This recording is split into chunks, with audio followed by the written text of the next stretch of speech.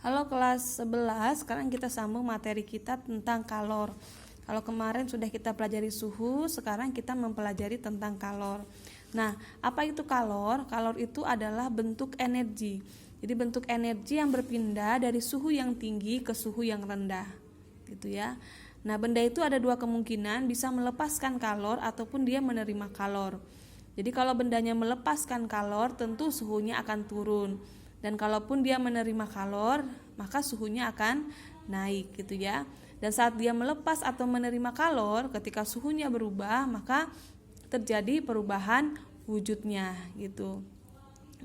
Nah, sekarang kita akan secara matematis menghitung kalor itu sama dengan Q sama dengan MC delta T. Q itu adalah kalor, ya, satuannya adalah joule atau kalori. Kemudian M itu adalah massa benda. Kemudian delta T itu adalah kenaikan suhunya, dan C itu adalah kalori jenis bendanya. Jadi ada dua satuannya, bisa kalori per gram derajat Celcius ataupun joule per kilogram Kelvin. Gitu ya. Nanti kamu tinggal lihat satuan-satuannya, disesuaikan nanti kalau misalnya ada perbedaan satuannya, kamu samakan dulu satuannya. Oke. Nah, untuk menyamakan ya kamu juga harus paham bahwa 1 kalori itu adalah 4,184 joule, atau dibalik 1 joule itu sama dengan 0,24 kalori. Jadi 1 kalori itu artinya banyak kalor yang diperlukan untuk menaikkan suhu 1 derajat air murni yang masanya 1 gram. Begitu. Nah, sekarang kita akan sambung tentang kalor jenis dan kapasitas kalor. Nah, kalau kalor jenis ini banyaknya kalor yang diperlukan untuk menaikkan 1 kg zat sebesar 1 Kelvin atau derajat Celcius. Nah, zat yang paling tinggi kalor jenisnya itu adalah air. Sehingga air ini sering merupakan zat terbaik ya, sering digunakan untuk menyimpan energi termal ya pada panel surya. Ya, dimanfaatkan pada panel surya. Karena air itu merupakan zat terbaik sebab dia paling tinggi kalor jenisnya. Dan juga untuk memindahkan panas yang dimanfaatkan pada radiator mobil. Begitu. Sekarang kita sambung di mencari kalor jenis. Tadi kan sudah belajar tentang kalor. Kalor itu kan Q sama dengan MC delta T. Maka mencari kalor jenisnya berapa? Kamu bisa balik di rumusnya menjadi C sama dengan Q per M kali delta T. Begitu ya. Itu kalor jenis. Sekarang kita belajar tentang kapasitas kalor. Kalau kapasitas kalor ini tidak dipengaruhi oleh masanya, tidak seperti kalor jenis tadi ya.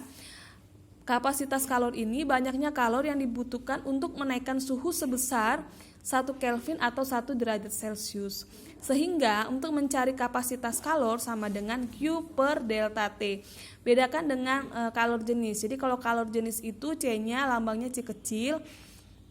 Kalau kapasitas kalor C-nya itu C besar. Gitu ya. Kalau kalor jenis itu kan Q per M delta T. Ada M-nya. Sedangkan di kapasitas kalor itu dia tidak ada M-nya, cuma Q per delta T. Bisa bedakan? Bisa ya. Sekarang hubungannya apa antara kapasitas kalor dengan kalor jenis? Nah, hubungan antara kapasitas kalor dengan kalor jenis, kamu lihat persamaannya. Di kalor jenis C sama dengan Q per M delta T. Ya. Di kapasitas kalor C sama dengan Q delta T. Maka ini Ibu ambil Q-nya. Q sama dengan Cm delta T.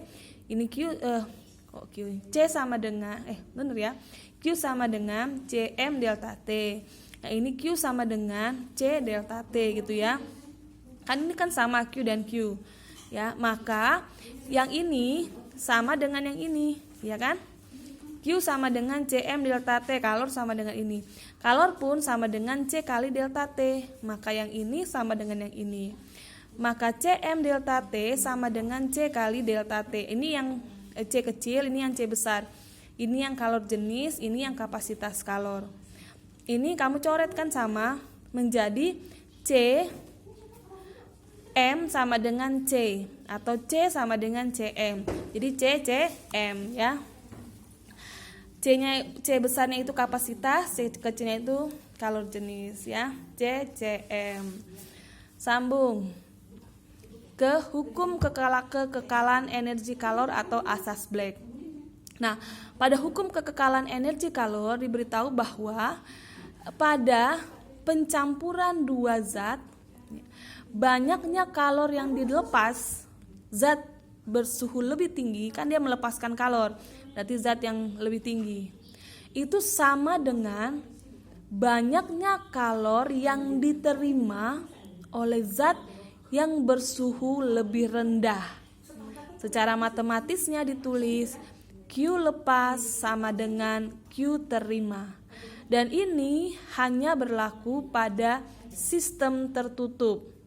Anak-anak sudah tahu ya, ada sistem tertutup, ada sistem terbuka, ada sistem terisolasi. Seperti termos kan terisolasi. Nah, untuk rumus ini sudah dibuktikan hanya berlaku pada sistem tertutup. Ingat lagi bahwa kalor ya kan, banyaknya kalor yang dilepas zat itu sama dengan banyaknya kalor yang diterima zat. Ya, yang dilepas zat yang lebih tinggi pasti ya. Suhunya yang lebih tinggi kan dilepas, diambillah oleh si zat bersuhu lebih rendah. Dan itu sama gitu. Jadi Q yang dilepas itu sama dengan Q yang diterima. Bisa ya? Gampang. Nah, alat ukur untuk mengukur kalor dinamakan kalorimeter. Nanti bisa searching di Google bagaimana gambar alat kalorimeter itu seperti apa bentuknya. Nah, ketika kalor dilepaskan atau dia menerima kalor, tentu terjadi perubahan zat. Nah, perubahan zat ini kamu pasti sudah pelajari di SMP. Ada menyublim, ada deposisi, ada melebur, ada membeku, menguap, dan mengembun, gitu ya. Pada proses melebur, menguap, dan deposisi, lihat ya, mengembun dari gas ke cair, kemudian dari padat ke gas, ya kan, kemudian maaf ada keliru ya, bukan mengembun ya, tapi menguap ya. Pada proses melebur, menguap, dan deposisi, gitu ya, kita lihat melebur ya, dari padat ke cair. Kemudian menguap dari cair ke gas. Deposisi dari padat ke gas. Pada proses ini mereka itu memerlukan kalor, gitu ya. Padat ke cair. Padat ke cair berarti dari benda padat mencair gitu ya. Dia tentu butuh kalor supaya dia mencair. Ya kan, kamu lihat aja es batu mencair, ketika dia menerima kalor, dia akan mencair begitu kan. Begitu juga deposisi dari padat ke gas, ya kan, dia membutuhkan kalor. Dari cair ke gas juga menguap, ya kan, dia membutuhkan kalor. Nah, pada proses ini anak-anak ingat bahwa dia memerlukan kalor. Sebaliknya, ketika proses menyublim, kemudian mengembun dan membeku, dia menerima kalor gitu ya. Di bawah ini menerima kalor atau melepaskan. Menerima yang ini ya, maaf ibu keliru ya. Yang menerima kalor ini yang ini nih, melebur menerima, menguap deposisi, menerima kalor. Makanya dia memerlukan kalor atau dia menerima kalor. Berarti kalau membeku dia melepaskan kalor, gitu ya. Seperti dari air menuju es. Tentu dia melepaskan kalor sehingga dia membeku, gitu ya. Mengembun juga sama, melepaskan kalor. Kemudian menyublim dari gas ke padat, dia melepaskan kalor. Nah, ini dipahami ya, yang memerlukan kalor dan melepaskan kalor. Oke, semoga ibu tidak keliru ya. Melebur, menguap. Sambung ya sekarang. Nah, ketika benda itu melepaskan kalor atau menerima kalor selama proses perubahan wujud zat, kita dapat melihat berapakah besarnya kalor yang diperlukan itu. Berapakah kalor yang dilepaskan, berapakah kalor yang diperlukan selama terjadi proses perubahan wujud zat. Nah, itulah yang dinamakan dengan adanya L. L ini adalah kalor laten. Kalor laten itu adalah kalor yang diperlukan tiap satuan massa zat untuk mengubah wujudnya. Jadi ketika dia ada perubahan wujudnya, jangan lupa dia ada kalor laten. Ya, di sini. Nanti kita lihat di contoh soalnya. Nah, di kalor laten ini pun ada beberapa ya, ada beberapa jenis kalor laten, ada dia lebur, beku, uap, embun. Ada kalor lebur, kalor beku, kalor uap, dan kalor embun. Jadi kalor lebur ini sama dengan kalor beku. Bedanya ada yang menerima, ada yang melepaskan, gitu kan? Sama dengan kalor uap dan kalor embun ini sama. Ada yang melepaskan, ada juga yang menerima, ya. Kita bedakan lambangnya LF, LB, LV, LE gitu ya. Tapi kalau kamu mau satu lambang nggak masalah. Kalor lebur, kalor beku sama-sama LF ya. Biasanya M kali LF. LF itu kamu tahu bahwa itu kalor lebur ataupun kalor beku. Atau pada saat uap dan embun. Jadi M kali LV. LV ini ya. Bisa dia kalor uap, bisa dia kalor embun, ya. Kita lihat di sini. Kenapa ini lambangnya Febu gitu kan, dari kata apa ya?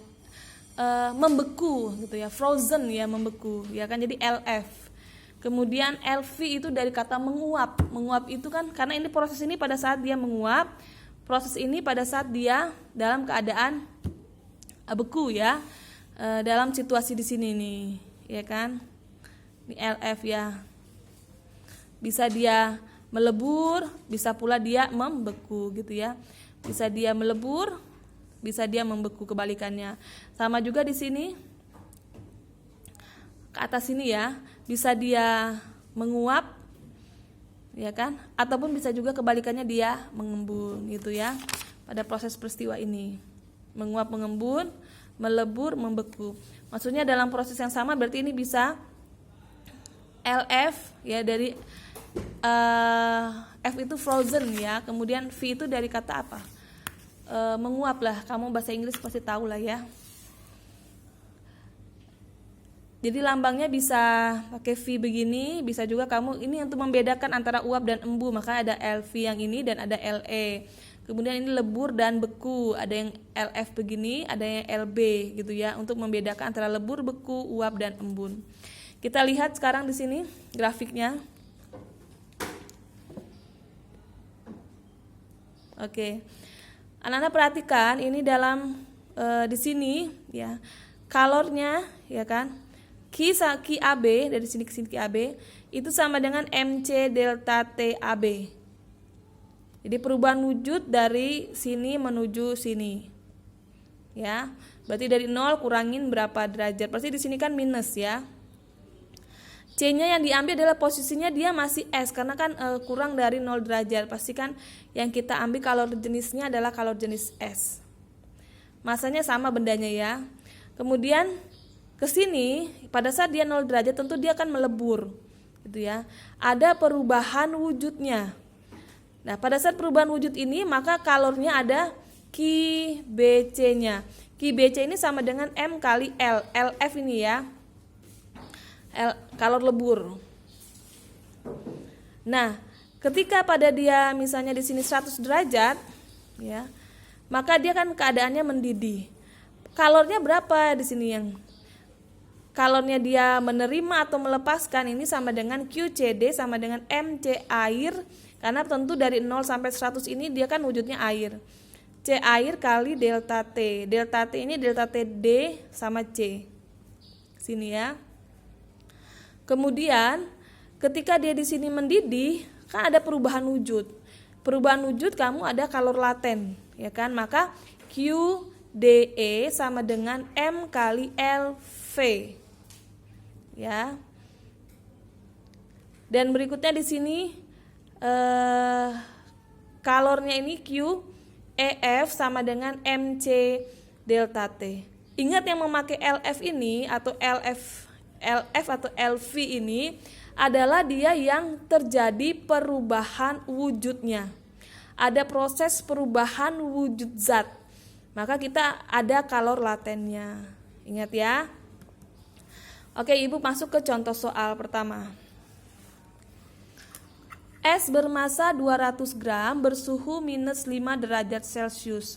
Dipanaskan hingga menjadi air bersuhu 20 derajat Celcius. Jika LS sama dengan 80 kalori per gram, C air sama dengan 1 kalori per gram derajat Celcius, dan CS sama dengan 0,8 kalori per gram derajat Celcius, tentukan banyaknya energi kalor yang diperlukan dalam proses tersebut. Kamu hitung berapakah energi kalor totalnya selama proses ini dari es yang suhunya minus 5 derajat Celcius hingga menjadi air yang bersuhu 20 derajat Celcius. Energi kalor yang diperlukan dalam proses itu berapa totalnya? Ya, maka ini Ibu gambarkan biar kamu paham. Ini pada saat dia minus 5 derajat Celcius. Ya. Ketika minus 5 derajat Celcius sampai 0 derajat Celcius, maka kalor yang diperlukan sama dengan MC delta T AB. C-nya ini adalah CS karena dalam posisi di sini kan membeku. Ya. Ini kalor sampai sini. Ketika di sini ada perubahan wujud zat, maka ada kalor latennya. Maka QBC sama dengan M kali LF atau kalor lebur kalor leburnya ya. Di sini F. Kemudian dari 0 derajat menuju 20 derajat Celcius, ini kalor yang diperlukan sama dengan MC delta T DC. Ya, dari 20 derajat dari 0 derajat menuju 20 derajat gitu ya. C-nya yang dipakai C apa, Bu? C-nya air. Tentu kan di sini dia sudah berubah wujud menjadi air. Nah, jadi inilah totalnya. Inilah energi kalor total yang diperlukan dalam proses ini. Maka Q tot sama dengan Q1 tambah Q2 tambah Q3. Q1-nya yang ini nih. Ya, MCS kali delta TAB. Delta TAB sama dengan 0 min 5, ya kan? Min jadi senyum ya, plus ya. Jadi delta T-nya sama dengan 5 ya. Masanya diketahui 200 gram, 200, CS-nya sudah diketahui di sini 0,8. 200 kalikan 0,8 kalikan 5. Ini Ibu nggak pakai satuannya karena dari Ibu lihat ini satuannya sama semua, tidak ada yang Ibu rubah satuannya. Ya. Ditambah ini ada perubahan wujudnya dari air menuju dari es menuju air ya. Berarti Q sama dengan MLF. Ini ya, M-nya masanya sama 200. LF-nya adalah kalor lebur. Kalor lebur berarti kalor es ya. LS-nya ini adalah 80 kalori per gram ya. Jadi 200 kalikan 80. Tambahkan dengan Q3-nya yang ini ya. Ketika sudah jadi air nih ya. Q sama dengan MC air, C-nya C air kalikan delta T DC.